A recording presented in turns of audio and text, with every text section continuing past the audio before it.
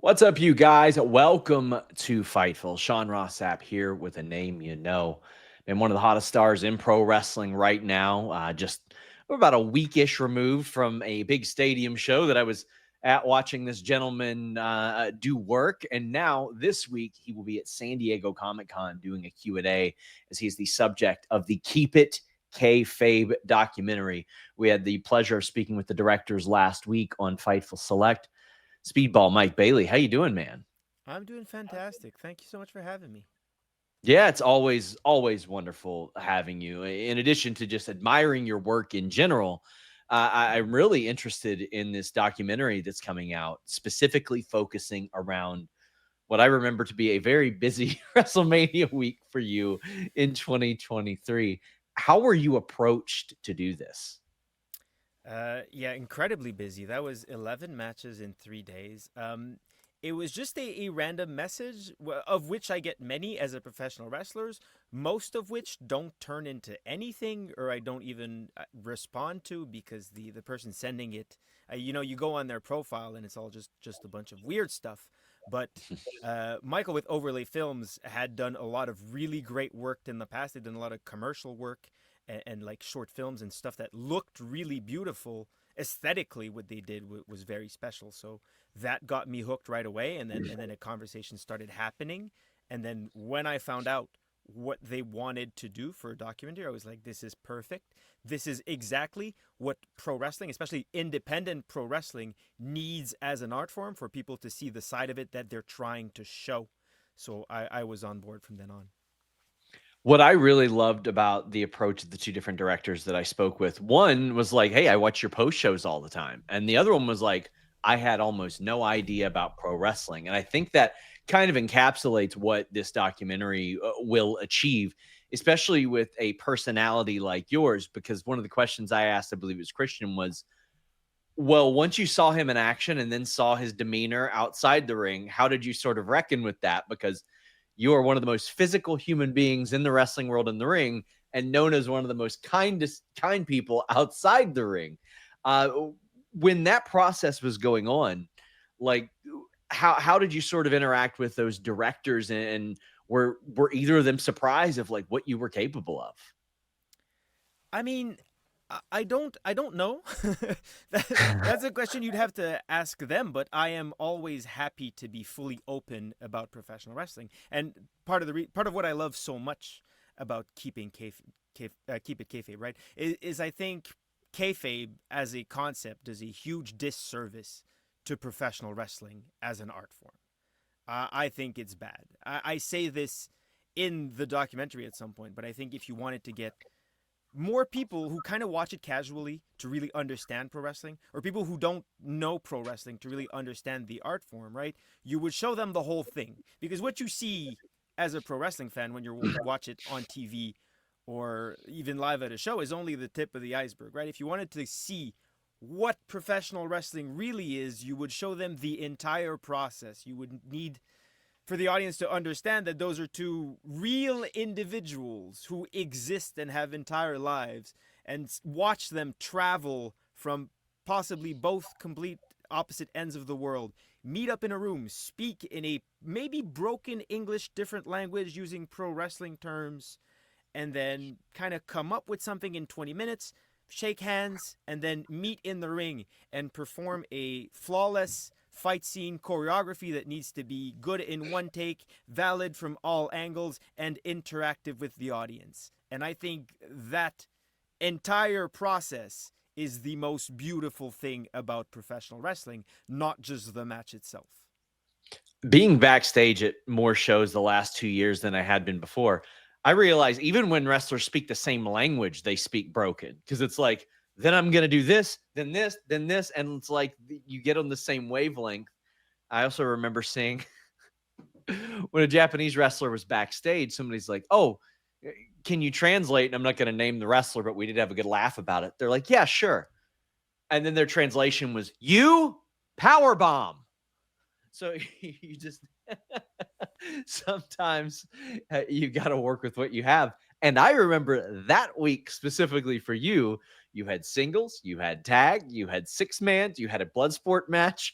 You were all over the place as far as like the rule sets, the ways that these matches were going to be developed. And I assume that this documentary is going to encapsulate much of that.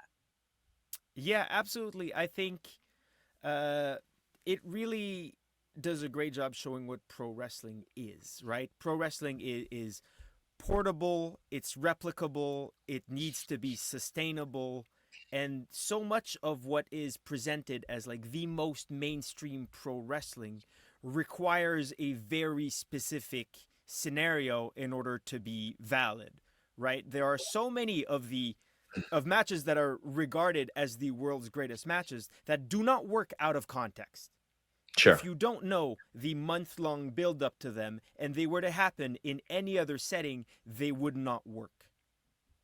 But really, I think being a good professional wrestler is being able to make the most out of the setting that you're given, right? And I think it takes great skill to be given a scenario that takes 6 months to develop and then work that to its best. But the art of professional wrestling is, even in the worst case scenario, even if it's, you have 4 matches and they're all going to be different in front of an audience that probably doesn't know who you are, and you're going to have to explain during the match why we're doing a show at an emo night, what is going on, why we're going to be singing in this match, and then it's all going to have to make sense and the audience has to understand it. I think that is where you can see the most what needs the most skill in order to be attained.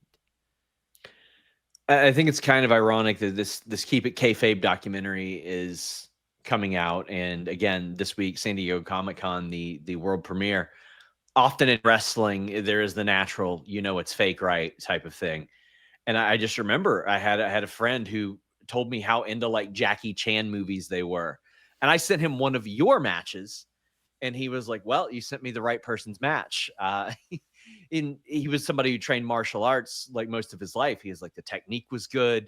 He's like, the drama was good. The execution looked incredible, and they've been a wrestling fan since then. They saw something that fit them, and I often compare wrestling to movies because just because you're a fan of thrillers doesn't necessarily mean you're going to be a fan of anything else or any other genre. There are specific genres within movies that you can enjoy, just like pro wrestling as well. You've managed to cross a number of those genres, but how often when people find out what you do for a living, they're naturally like, "Oh, well, that's not so bad, not so physical, right?" When in reality, what you do is some of the most physical form of sport and entertainment in the world. Yeah, I think isn't it fake, or do you know it's fake? Is such a fascinating question because it's so complex to answer, and I think Keep It Kayfabe does a better job than any other media has at answering that question. Isn't it fake? Yes, but also no, and it really takes 75 minutes and 11 matches in 72 hours in order to properly answer that question, because I mean it's not fake, but also clearly it's not fake, it's really happening. And again, that's so incredibly complex, and you need to watch the documentary in order to be able to answer the question. You are just natural on camera in so many ways. You do vlogs. You've done obviously pro wrestling. You do these media. You've got a heavy media schedule as well. Um, Having documentary cameras follow you during this very, very busy week, how was that for you? uh I think they did a great job letting me completely forget that they were there. And also the demand for what I had to do in those 3 days is so great that I don't have time to, honestly, the main difference for me that I had a documentary crew is that I had someone to drive me around and didn't have to Uber back and forth from the UCC to the Globe. Yes. That was the best part. And then we would talk in the car, and that was it. The rest of the time, I was just doing what I was doing because I would have had no room in my life to do both, to like film a documentary that required me to act different, but also to wrestle Kota Ibushi, Hiroshi Tanahashi, Irie, and do the fucking battle bog all in the same Yes. day. while doing other things, and that's what they wanted. They wanted just raw Speedball Mike Bailey doing pro wrestling, and that's what they got. There, I changed nothing for the documentary. So that ended up probably saving you quite a bit of money as well. It was pretty great. Well, The- saving Brett Lauderdale a ton of money, but there you go, as if he needs it. But he's gonna take it. He's gonna accept it. that's a GCW promoter. Yes, It's just yes, funnier you if I see- say a specific name than Of course, of course. So I mean, you having been a legitimate martial artist, anybody that sees your work knows that. I'm interested in your thoughts on some martial arts scenes within the movie industry. Has there ever been, and maybe name some of them, some mainstream movies that you've seen and you've been like, this is shockingly legitimate and accurate? Like I remember the first time I think I watched Lethal Weapon, and I was like, what?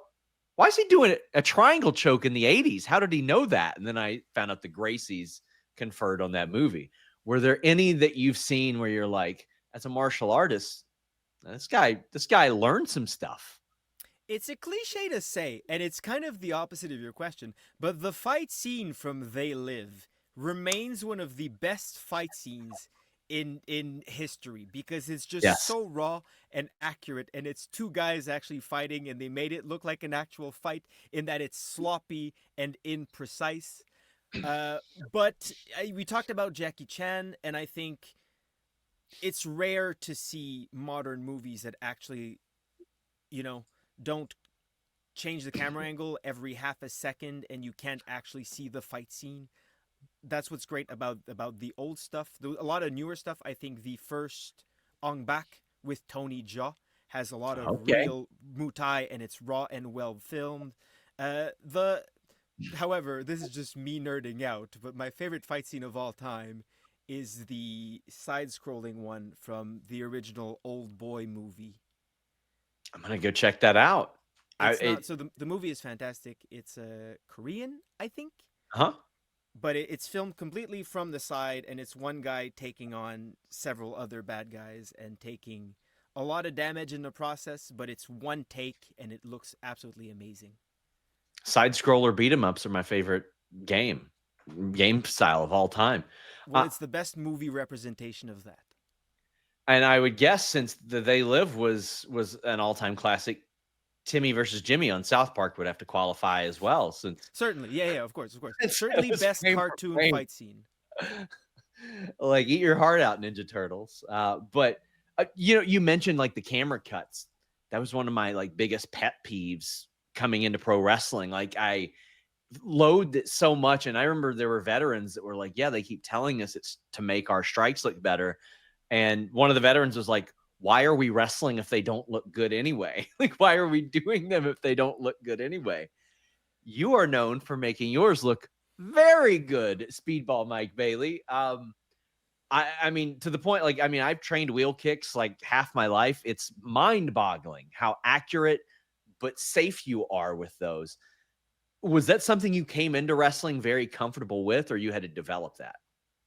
Yes. If you want to nerd out about strikes in pro wrestling, you can get me going for easily 3 hours. I love have it. given several seminars on how to strike in pro wrestling, but I mean, I think this is a good selling point for Speedball Mike Bailey in All Elite Wrestling, as well as Keep It Kayfabe, the documentary that's premiering in San Diego this weekend. Striking in pro wrestling is an incredibly complex art form, more than just hurl your hand at a guy.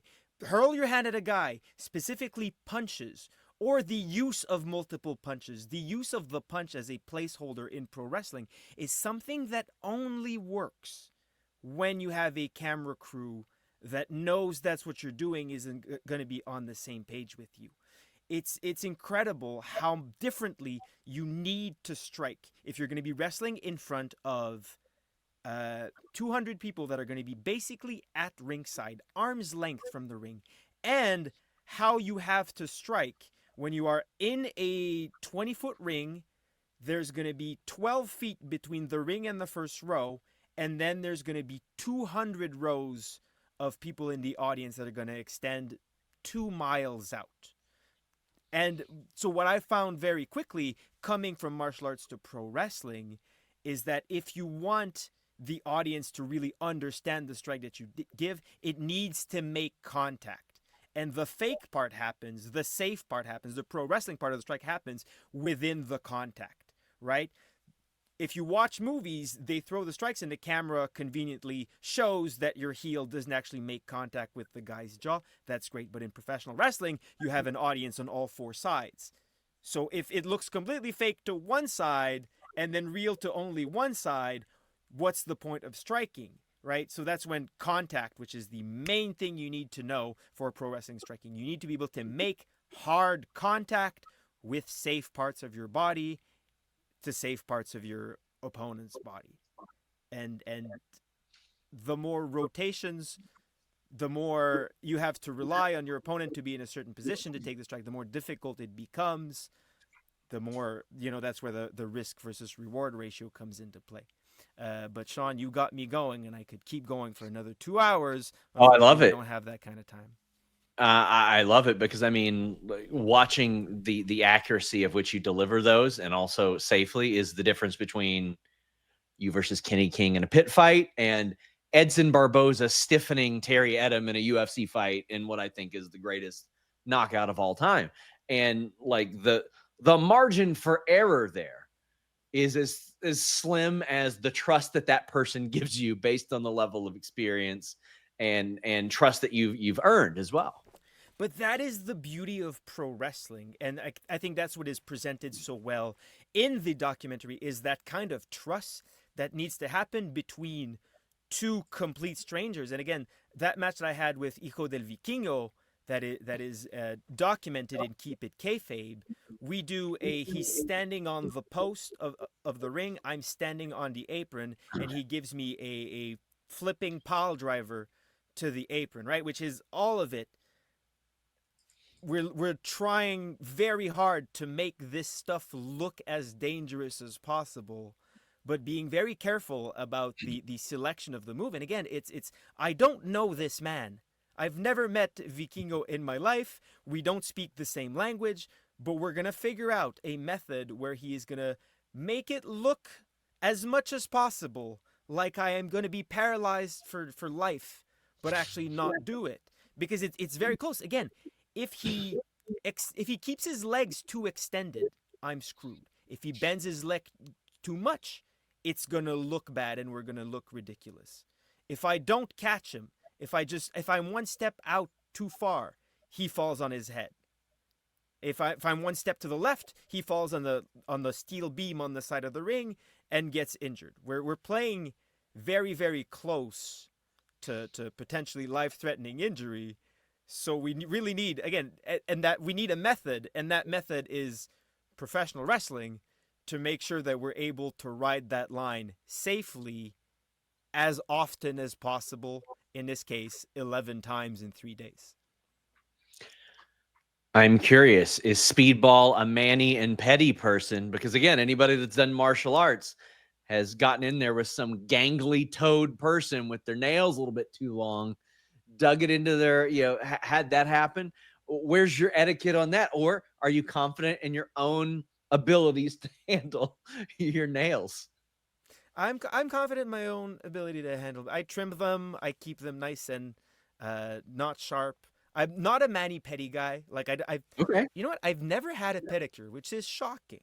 I should. sure. You know what? I think that's a good vlog idea of me getting a That pedicure is a for the good first time. vlog idea. Right?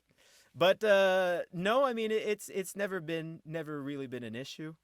Never really been a thing. I mean, if you're mindful about it and take care of it regularly, which I have. I've been doing taekwondo since I was 12 years old. So Sure. sticking my bare feet in people's faces has been a thing I've Yes. done for 23 years at this point. I want to say it was like 2 months after our MMA gym opened, there was a class meeting and it was straight. It was like, you have to clip your nails before class. Everybody has to buy their own nail clippers and keep them in the locker. That's mandatory now. But like, because you never know what might happen. But we had mentioned the element of striking. And again, I could talk with you all day about that in general, but what's the hardest you've been hit in the ring? So I don't know. And I think that is I'm not able to answer that question. I've never been like knocked out in the ring or Sure. anything like that. I've been hit very hard. I've been chopped very hard. I've been kicked very hard. I remember Kevin Steen's chops in my second match at C4 Wrestling in Canada. He chopped me a lot and very hard. But I think over the years of pro wrestling, I kind of failed to recognize how hard I'm being hit because my brain has been fully rewired to like absorb that pain and kind of turn it into I don't want to say pleasure. That sounds too weird. But like a positive reward mechanism that I know, oh, this felt great. The audience got a good reaction and absolutely not care about how much it hurts. I am one of the first people to say chops don't hurt.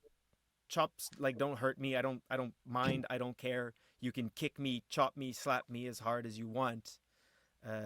Please don't take that out of context.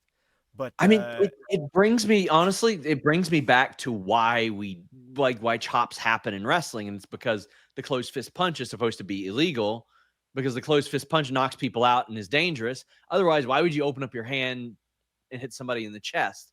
Where do you stand on that? Because like if anybody watches UFC and they see punch, knockout, and then they watch pro wrestling and you're going up punching somebody 10 times, naturally they're going to be like, okay. And hopefully they'll watch that Keep It Kayfabe documentary and see some of these questions like answered by a legitimate martial artist. Where do you stand on that? Because I've long thought like that's such an easy thing to enforce and it is something you could use as well. Sean, you're getting me riled up. You're gonna get me in trouble. But I get so angry. I get so enraged at all of the veterans of professional wrestling who will talk about psychology. And for Mhm. example, why a super kick should only be a finish and stuff like that. But if you watch their matches, 90% of them started with I will give you 4 unprotected right hooks, Sean. You will block the 4th one. Give me 4 of your own unprotected right hooks directly to the jaw. Then you will grab me by the arm, push me to the ropes, attempt to throw me. I will reverse your Irish whip because I'm equally unaffected by your 4 unprotected right hooks to the face. And then I will give you a back elbow or some bullshit. And then you will go down on the back elbow, ignoring the fact that we punched each other directly in the Oh, jaw. you know Full what upsets force. me right after that? Right after the back elbow, they stare down and look at the person flat on their back. The point of winning a professional wrestling match is to put somebody's shoulders on the mat, and then they run towards the ropes. I'm like, what move are you doing? A rolling thunder? Is that what other move are you hitting the ropes to do? Are you going for the people's elbow a half a minute into the match? If Drives me again, nuts. don't get me started on cognitive dissonance when it comes to logic in Sure, professional wrestling. Pins are the fakest part of professional wrestling. If you've ever done sure. any kind of pin-based wrestling, you do That's not wrestling. Yeah. let go of the person at 2.9, cradle your head, look in the camera and go, "Oh," for just about 10 seconds. No. And I'm glad there's a I don't want to I think Akatsuki is her name in Marvelous, who has started actually like trying to pin someone, and that's the game. And it's amazing because it's how Yeah. pinning actually works, which is unlike anything we've ever seen in pro wrestling. But again, that is the beauty of professional wrestling, is that we perform in the universe that we create. We make the Sure. rules. And as long as they're consistent and are perceived as logical by the audience that is watching, then it's fine. Then it's all good. That's why, like, when people will say something the Young Bucks do, or even yourself, they'll be like, too many flips, too many spins. And I'm like, well, you know what? I've seen somebody run off the cage and kick someone in the face in an MMA fight. What I've never seen is a chin lock in with no hooks across the hip, No hooks. because anybody that's wrestled for more than 1 hour will turn into that and dump somebody on their head. That's more unrealistic to me than Cody Rhodes doing a disaster kick. Right. So again, all art is subjective and professional wrestling is an art form, but I learned when I wrestled in DDT the difference between objective and subjective like being an objectively good professional wrestler and a subjectively good professional wrestler. There is always a goal, there's always a target audience, there's always a paying audience, right? And there are many wrestlers who are, again, only good at doing one thing. They're over in their hometown. They're good at doing one job, right? But in DDT, oftentimes, we had to do matches on blue gym mats in the middle of a shopping mall for maybe there were 10 DDT fans there, but mostly there were people walking around who did not expect or want to see professional wrestling, but you still had to entertain these people. You had to give them a good show. With no knowledge, you had to make these people go, what are these guys doing? It's awesome, right? So I think you can say that a professional, like, you can say that you didn't enjoy any professional wrestling match, and that's fine. But to say that any match or wrestler is bad when you can see them entertain the audience who pays to see them and see that audience grow week by week, you are just wrong.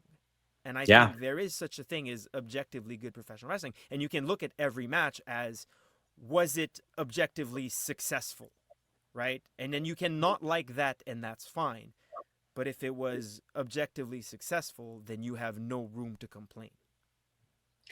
And even to your point earlier about veterans talking about everybody doing the super kick, I mean, I fell in love with Pride FC, and a head kick from Mirko Krokop will send you to the hospital.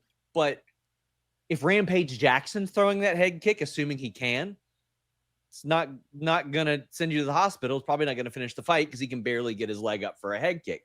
He's got other things that he specializes in. It's a finisher when the right person does it, I believe. Okay, so here's again, just exploding the minds of old heads from the 90s, right? Stan Hansen finisher was a clothesline. A lariat used to be a finish. And the same people that are like, oh, protect these moves because or else they won't be believable as finishers are the same group of people who preach a bump and feed clothesline comeback as an absolute. And there's so much of that. And again, you're gonna get me in trouble. You're gonna get me on some kind of pro wrestling watch list here, being too far left. No, I like it because again, it's a genre thing within wrestling, just like within movies. Like we watch one movie and a guy gets shot 10 times and he survives, and then another one he gets shot once, and a lot of it is based on preference and things like that. One of the best pro wrestling pins I ever saw was Hulk Hogan pinning the Iron Sheik with a single leg and cradling his head. Hulk Hogan never did that pin again in his life once he was made. He barely looked like he cared after that. It's just all within the context and what you can suspend your disbelief on. See, I kind of disagree. Okay. And one thing that is often said that I consistently disagree with is the whole flavors of ice cream discussion. Sure. Right? Which I'm sure is an analogy you've heard. There's different kinds of wrestling. There's different kinds of flavors of ice cream. But also, I think that pro wrestlers respond to the audience. And most styles are catered to the audience. Like the wrestling you see in Mexico versus the wrestling you see in Japan is not a coincidence. It's not genre. It's style. It's what the audience demands. The way wrestling is consumed in Japan, people get super absorbed into the stories. They know and love the performers, know every detail about their lives, get fully involved. In Japan, if you tease a move for 10 shows and then hit it on the 11th, you'll get a big reaction because the audience will have followed along. In Mexico, it's the complete opposite. People go to see the show because it's fun. Because Lucha Libre is in town, hey, let's go, let's enjoy. And that's why, it's a party. People drink, people have fun. People are not watching for intricate storylines. People are watching for cool stunts. And that's why you get a lot of guys who do cool stunts in very colorful outfits. American wrestling remains somewhere in between. And I think people do a terrible job in general at figuring out where they are. And I think that's where we get into a longer and more complex discussion about storylines in independent wrestling and how difficult it is to run a promotion once a month and have your audience be able to understand and follow along with stories that are only accessible on the internet when most people are just there to see the wrestling and have a good time. Well, I hope that we can have that conversation one day, because this has been one of my favorite conversations I've had on camera, period. I geek out talking about strikes, especially with somebody like you. A reminder, San Diego Comic-Con, keep it kayfabe, the world premiere. Speedball will be there doing a Q&A. One last question before we go. Why did you actively try to talk me out of wearing a suit when I last saw you in person? You almost So guilted me for dressing nice. because of the same reason as because I want everyone to question why the heck we wear suits. Why the heck a jacket and matching colored Listen, pants, I agree. a weird thing around the neck. What even is that thing? You don't tie anything with it. It's just a tie. You're just tying around your neck. What for? I wasn't Why wearing a must your shirt tie. have buttons? Can't tie a tie, so not me, not this guy. Very good. So I'm happy for that. But again, much like in order to do a comeback, you must block 3 punches, give 3 of your own, and then with your arm extended, take your opponent down 3 times, which you can do. It's fine, but I also think you don't have to. And if you break it down, understand the art form, you're able to figure out ways to do it that might be more appropriate to you as a unique individual. I think suits look very nice. Sean, I think you look great in a suit, but I think there might be better ways for you to dress and I wish look there your was. best without wearing a suit. Let me tell you, I was selling for that suit by 3 p.m. in that Dallas heat. That much I Right? tell you. It was miserable. It was miserable. A bump and feed comeback. A comeback must be 3 clotheslines. Even though I am fully outsized by my opponent and someone later in the show does a clothesline as a finish, right? I must wear a suit, even though we're in Dallas. It's been raining, it's humid and hot as hell, and I will sweat through that thing by 2 p.m. I was the only person at media day that wasn't a wrestler wearing a suit. So if somebody came along and wore their suit, but only did it for like, I don't know, one interview, that'd be them stealing my finish. That's what they'd be doing. And I'd have to pull them to the side and be like, listen, you're disrespecting me, and you're gonna have to do better. But Speedball Mike Bailey, this has been an enlightening conversation, a very educational conversation in many ways. And it's one that people can honestly probably see a lot more of on Keep It Kayfabe upon its release.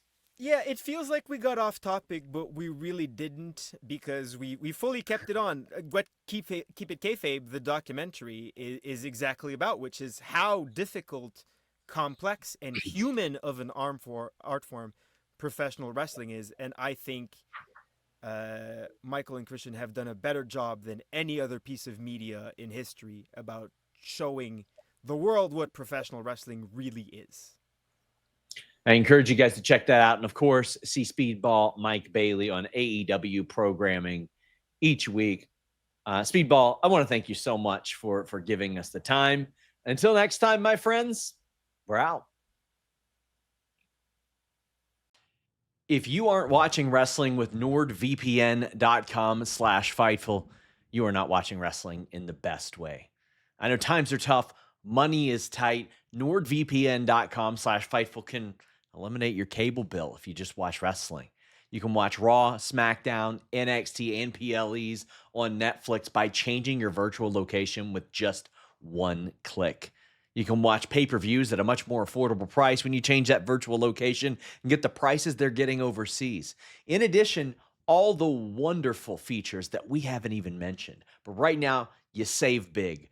4 extra months free and a 30-day money-back guarantee when you use NordVPN.com/Fightful. By the end of this subscription, you're going to be saving money. NordVPN.com/Fightful.